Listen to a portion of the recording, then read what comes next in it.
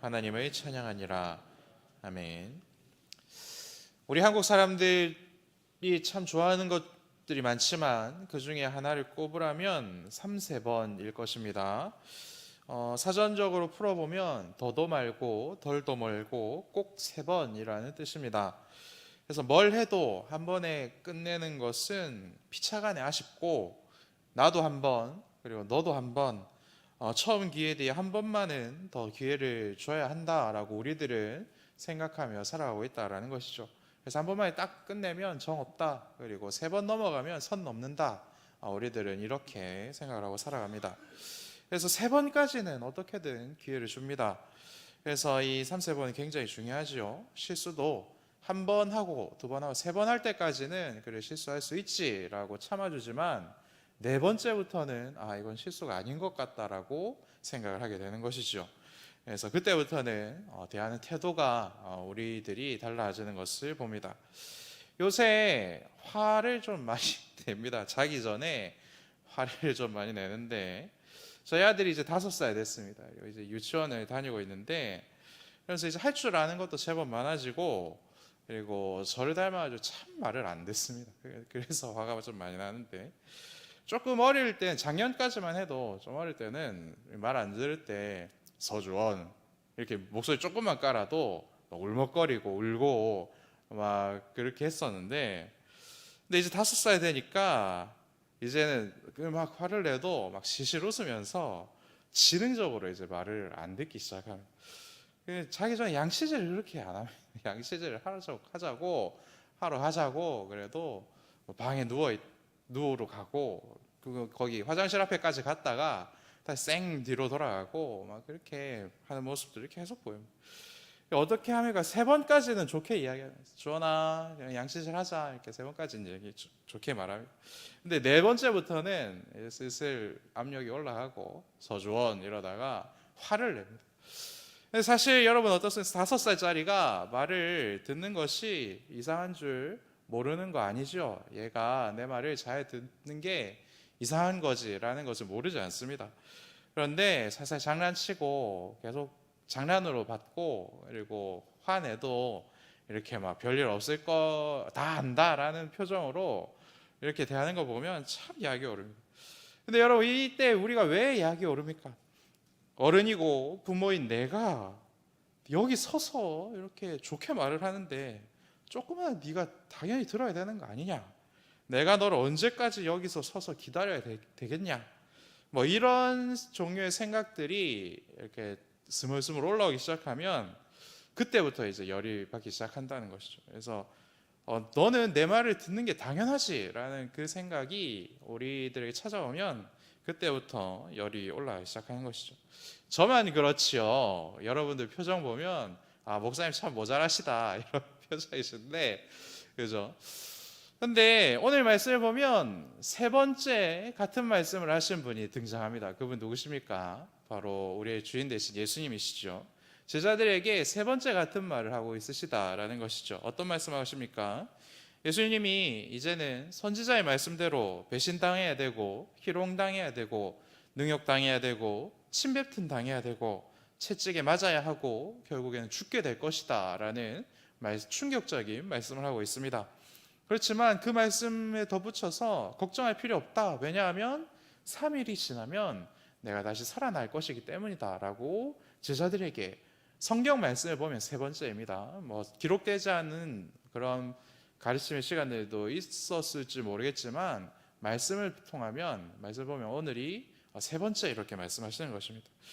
그런데 3번까지는 좋게 이야기한 우리들과, 그리고 3번이나 같은 말씀을 하시고 계속해서 복음의 말씀을 전하시는 오늘 예수의 모습과 다른 점은 무엇입니까?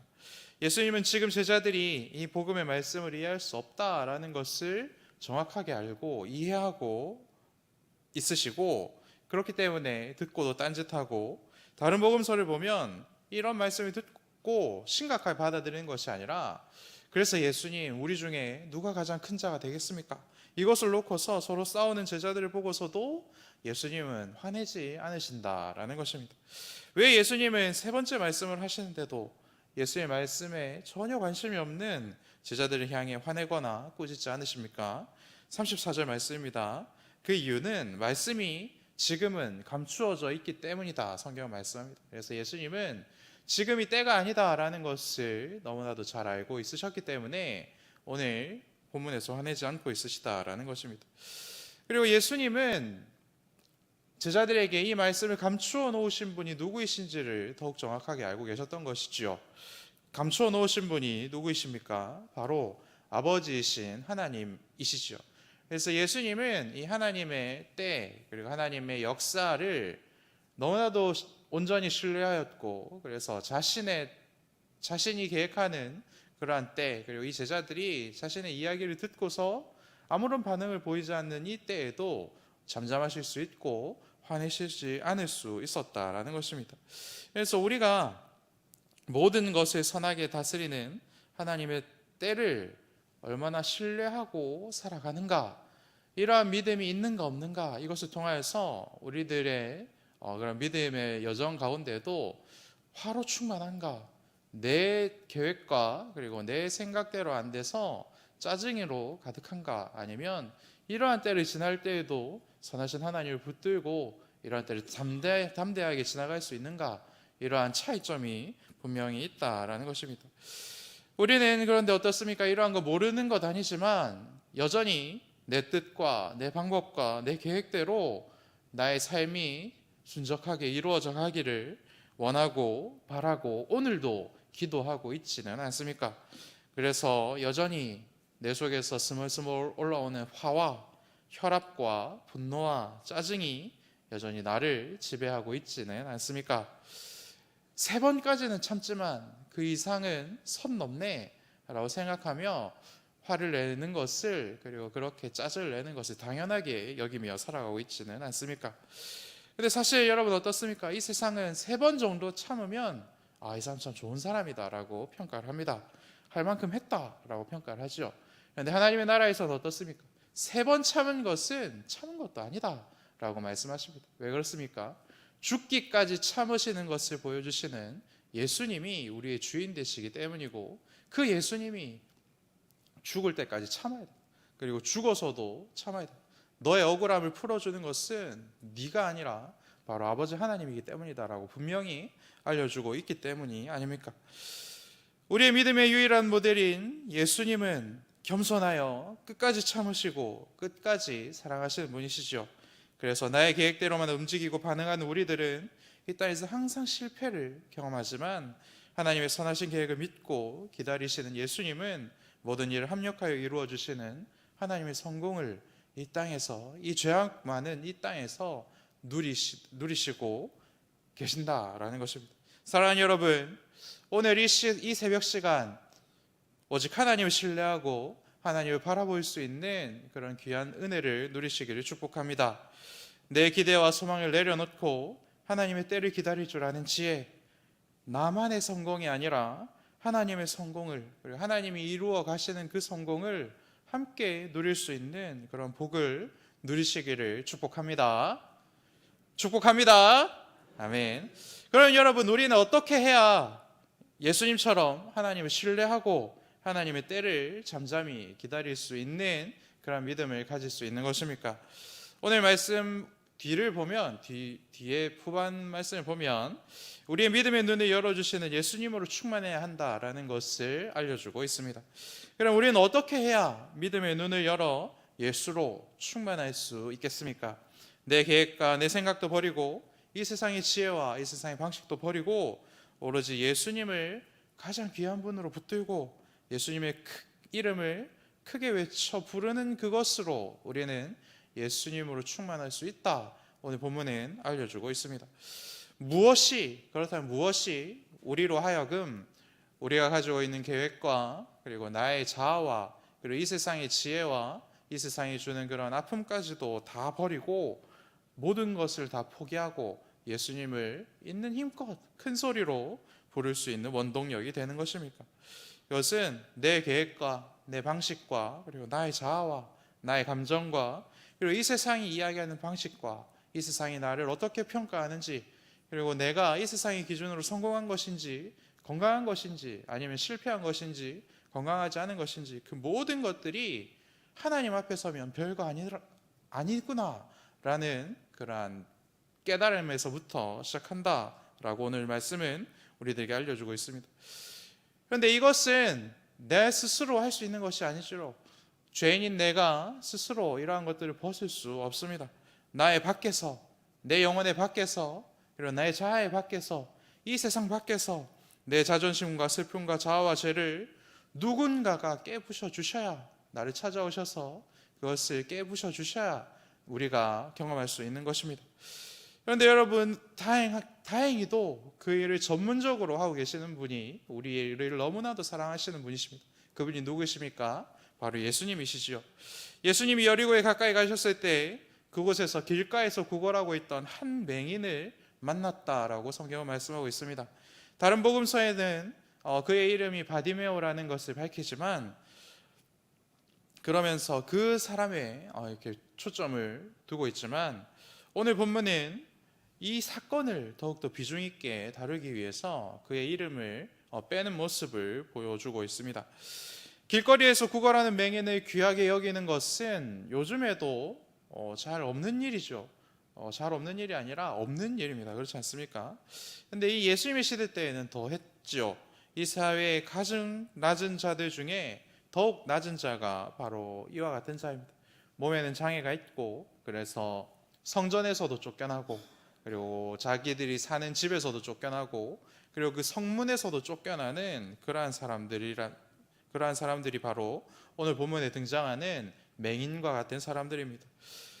왜 그렇습니까? 신체가 온전하지 못하기 때문에 이들은 부정한 자이고, 부정한 자들은 사람들이 배척하고 싫어하고 밀어내는 것이 당연하기 때문에 그렇습니다. 그래서 이러한 사람들은 평생 쫓겨다니는 인생이고 평생을 배척당하는 그러한 인생입니다. 그래서 그 누구도 그들을 환영해 주지 않고 그들 스스로도 자신을 환영하지 않는 그러한 어두운 가운데 있었던 사람들이 바로 이러한 사람들이 것이지요. 거절이라는 것이 인간관계에서 얼마나 큰 아픔이고 슬픔인지, 이 거절의 슬픔을 짊어지고 있는 본인이 아니면 다 헤아리기가 어렵습니다. 요즘에 학폭이 이슈가 되고 있는 것이, 이것을 다루고 있는 드라마가 굉장히 큰 인기를 얻고 있기 때문인데요. 우리 중에 그 누구도 그 일을 당해보지 않은 사람은 그 사람이 얼마나 큰 슬픔을 가지고 있는지 다 헤아리지 못한다. 그것을 그 드라마가 잘 보여주고 있습니다. 맹인도 그와 같았겠지요. 그런 맹인이 길거리에서 누구에 대한 소식을 들었습니까? 바로 예수님에 대한 소식을 그의 귀로 들었습니다. 그리고 그 복음이 예수라는 분이 나 같은 분도 만나주시는 그런 분이구나, 그리고 나 같은 사람도 구원해 주시는 분이구나, 하나님의 아들이 바로 예수이시구나 라는 믿음으로 충만하게 됩니다. 그리고 그 믿음이 그를 사로잡는 그 순간부터 그는 자신이 비참한 처지와 세상의 괴롭힘과 이 세상이 자신을 향해 배척하는 것은 별거 아니구나 라는 것을 깨닫게 되는 것이지요. 그래서 예수께서 이곳을 지나가신다, 내 곁을 지나가고 계시다 라는 그 소식을 듣자마자 온 힘을 다해서 예수를 부를 수 있는 힘을 누리게 되는 것이죠. 사랑하는 여러분, 오늘 여러분의 삶은 어떻습니까? 오늘 여러분의 시선, 그리고 오늘 여러분의 귀는 어디를 향하고 있습니까? 눈은 뜨고 있지만 영혼의 눈은 잠겨있는 영적 맹인과 같은 그러한 처지에 놓여 있지는 않으십니까?